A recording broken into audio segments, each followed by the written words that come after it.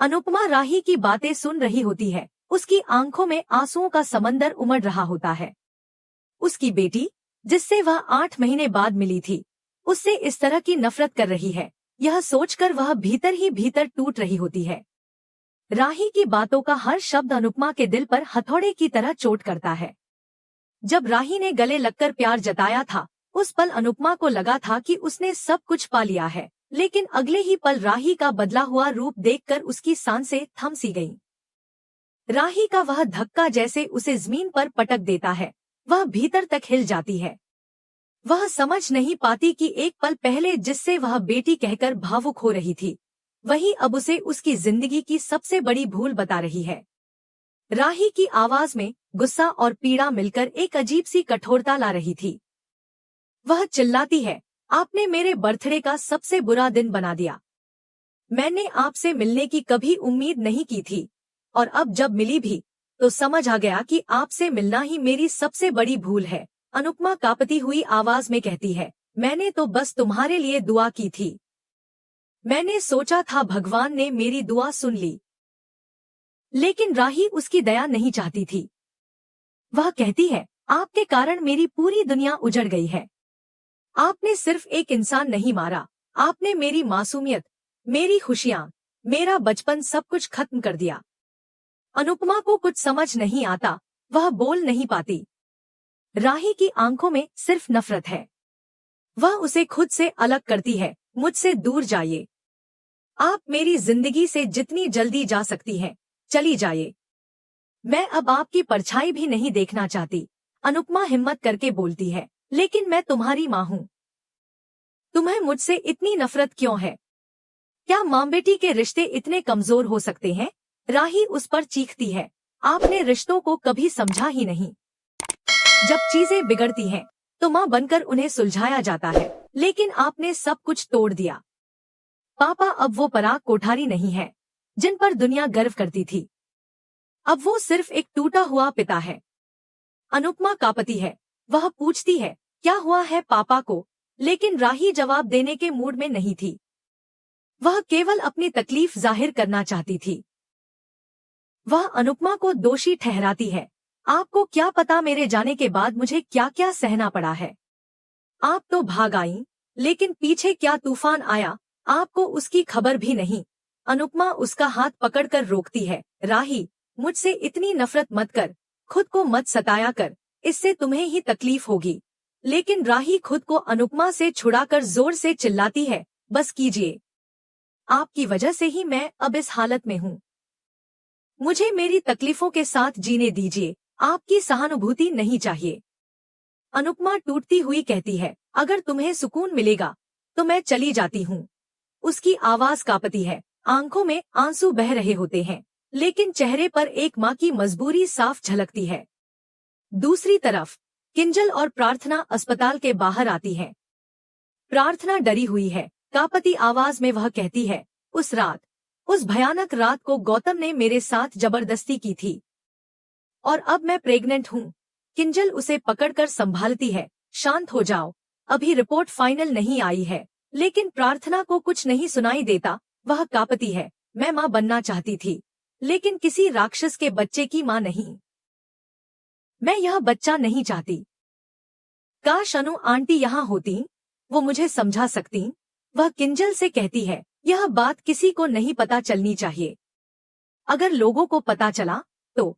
लेकिन प्रार्थना की नजर नहीं पड़ती उस कार पर, जिसमें बैठा गौतम उन्हें देख रहा होता है। गौतम कार के शीशे के पीछे से देखता है और खुद से कहता है, प्रार्थना को नहीं पता कि मैं उस पर नजर रखता हूँ। लेकिन वह गायनोकोलॉजिस्ट के पास क्यों आई है? उसकी आंखों में एक अजीब सी चमक है, जैसे वह कुछ बड़ा प्लान कर रहा हो। उधर प्रेम क्लाइंट से कहता है, थोड़ा जल्दी काम खत्म कीजिए, मुझे जरूरी मीटिंग में जाना है। अनुपमा की आंखों से बहते आंसू रुक नहीं रहे होते, और वह एक बार फिर राही को गले लगाती है, लेकिन राही उसके प्यार को स्वीकार नहीं करती। राही उस ब्रेसलेट की तरफ इशारा करती है, जो अनुपमा ने प्यार से उसे दिया था। इसको देखती रहिए और याद रखिए कि आपने खुद अपने हाथों से अपनों की जिंदगी तबाह कर दी। अनुपमा का चेहरा सुन्न पड़ जाता है, और वह बस इतना कहती है, मैंने तुम्हें देखा, तुम्हारे जन्मदिन पर देखा। मेरे लिए इतना ही बहुत है। लेकिन राही की बेरुखी उसे तोड़ देती है। राही की आंखों में नफरत है, लेकिन उसके पीछे दर्द और घाव भी हैं, जिन्हें उसने अब तक किसी से नहीं कहा था। राही का यह कह देना कि वह अनुपमा की बेटी नहीं है, अनुपमा के जीवन की सबसे बड़ी सजा बन जाती है। वह अपनी बेटी को खो चुकी होती है और अब उसकी वापसी की उम्मीद भी टूटती नजर आ रही थी। अनुपमा धीरे धीरे पीछे हटती है, उसकी आंखें राही पर टिकी होती हैं, लेकिन वह समझ चुकी थी कि यह दूरी अब सिर्फ शारीरिक नहीं, बल्कि दिलों की हो चुकी है। पापा अब उस कंपनी की तरफ देखने तक नहीं जाते जिसे उन्होंने खून पसीना बहाकर खड़ा किया था। वो कंपनी जो कभी उनका गर्व हुआ करती थी, अब उनके लिए बोझ बन गई है। समय ने उन्हें उम्र से पहले थका दिया है। उनकी आंखों में अब जुनून की जगह थकावट है। माँ, जिनका स्नेह किसी समय सबको जोड़ कर रखता था, अब इतनी कड़वी हो गई है कि उनके पास बैठना भी भारी लगता है। मोटी बाँ अपने कमरे से बाहर ही नहीं निकलती, जैसे उन्होंने इस संसार से मुंह मोड़ लिया हो। प्रेम, जो कभी अपने सपनों में उड़ान भरता था, अब उन्हें मारकर सिर्फ कारोबार संभाल रहा है। और आप कहती हैं कि आपने कोई गलती नहीं की। एक गलत फैसला, एक हट, एक अनसुनी पुकार ने पूरे परिवार को जड़ से हिला दिया। उधर प्रेम ऑफिस में माही से बिजनेस की मीटिंग कर रहा होता है। वह जल्दी से काम खत्म करने को कहता है क्योंकि राही उसका इंतजार कर रही होती है। राही उस समय अपने कमरे में बैठी होती है, उसकी आंखों में थकावट और मन में निराशा। वह अनुपमा से कहती है कि 8 महीनों से वह सब कुछ ठीक करने की कोशिश कर रही है, लेकिन नुकसान इतना बड़ा हुआ है कि जैसे कोई भी मरम्मत मुमकिन नहीं। अनुपमा उसे समझाने की कोशिश करती है, लेकिन राही का स्वर सख्त हो जाता है।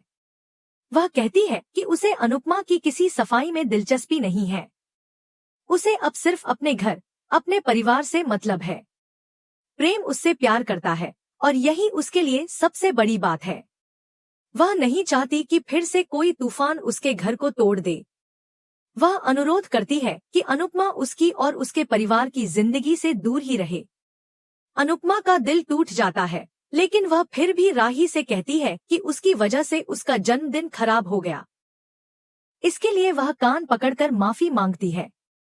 वह वादा करती है कि अब वह कभी भी उसकी जिंदगी में वापस नहीं आएगी, न उससे मिलने की कोशिश करेगी, न उसकी कोई खबर रखेगी। राही कहती है कि वह तो अनुपमा को जानती ही नहीं, तो फिर बताने का सवाल ही नहीं उठता कि वह मुंबई में है या किसी और शहर में। तभी प्रेम की मीटिंग खत्म हो जाती है और वह राही की तरफ आने लगता है। राही घबरा जाती है और अनुपमा से छुप जाने को कहती है ताकि प्रेम उसे देख न ले। अनुपमा छुप जाती है और प्रेम राही से मिलने आता है। वह पूछता है कि वह ठीक है या नहीं। राही कहती है कि मनोहर जी से बाद में मिल लेंगे, पहले होटल चलते हैं। प्रेम मान जाता है। दोनों चल पड़ते हैं। अनुपमा एक कोने में छुपकर उन्हें देखती है और उसकी आंखों में खुशी की चमक लौट आती है। प्रेम राही को सड़क किनारे भुट्टा खिलाता है, दोनों हंसते हैं, सेल्फी लेते हैं। अनुपमा छिपकर उनके लिए एक बच्चे से फूल भेजती है। फूल देखकर दोनों चौंकते हैं। राही तुरंत समझ जाती है कि ये अनुपमा ने ही भेजे हैं। वह कुछ नहीं कहती, बस टैक्सी में बैठती है और फूलों को गाड़ी से फेंक देती है। अनुपमा चुपचाप उनके पीछे भागती है, फूल उठाती है और आंसू रोक नहीं पाती। वह उस क्षण को सहेज लेना चाहती है, लेकिन राही के शब्द उसे रोक देते हैं। उसे पता है कि वह अब इस कहानी का हिस्सा नहीं रही। प्रेम और राही के बीच जो रिश्ता है, उसमें अब उसकी कोई जगह नहीं है। उसके जाने के बाद शायद जिंदगी ने राही को संभाल लिया है और अब अनुपमा के लौटने से सब कुछ फिर से बिखर सकता है। एपिसोड यहीं खत्म नहीं होता। अगले दृश्य में प्रेम राही से पूछता है कि वह आज ही क्यों लौटना चाहती है, जबकि आज उसका जन्मदिन है। वह कहता है कि वे आज यहीं रुक सकते हैं, सब कुछ छोड़कर बस साथ समय बिता सकते हैं। राही कुछ नहीं कहती, लेकिन उसकी आंखें कुछ छुपा रही होती हैं। प्रेम को शक होता है कि कुछ तो जरूर हुआ है। उधर अनुपमा ट्रेन में अकेली बैठी होती है। तभी एक अजनबी औरत उसे घूरती है और अचानक उसके पास आकर उसे पकड़ लेती है। वह औरत चिल्लाती है, तूने मेरे बेटे को मार डाला। अनुपमा घबरा जाती है और उस औरत की शक्ल में ख्याति को देखती है। उसकी आंखें फटी की फटी रह जाती हैं। वह समझ नहीं पाती कि यह भ्रम है या सच्चाई। ट्रेन के डिब्बे में उस औरत की चीख और अनुपमा का डर एक साथ गूंजते हैं। यह डर सिर्फ अजनबी की पकड़ का नहीं है, यह उन सभी अधूरे रिश्तों का है जिनका बोझ अभी भी अनुपमा अपने सीने में लिए चल रही है। वह जितना आगे बढ़ना चाहती है, अतीत उतनी ही जोर से उसे अपनी तरफ खींचता है। राही ने साफ कह दिया है कि वह अपनी नई जिंदगी में अनुपमा के लिए कोई जगह नहीं चाहती। प्रेम के मन में भले ही कहीं कोई कोना बाकी हो, लेकिन राही उस कोने को भी बंद कर देना चाहती है। अनुपमा अब यह जान चुकी है कि उसकी मौजूदगी सिर्फ दुख देती है। लेकिन क्या अनुपमा का अतीत यूं ही पीछा छोड़ेगा? क्या ख्याति का चेहरा, वह औरत और वह आरोप उसकी किस्मत में कुछ नया मोड़ लाएंगे? यही सवाल और अनिश्चितता आज के एपिसोड की गहराई है। अब देखना है कि आने वाले एपिसोड में अनुपमा अतीत से कैसे निपटेगी और क्या राही और प्रेम के रिश्ते में फिर कोई तूफान आएगा।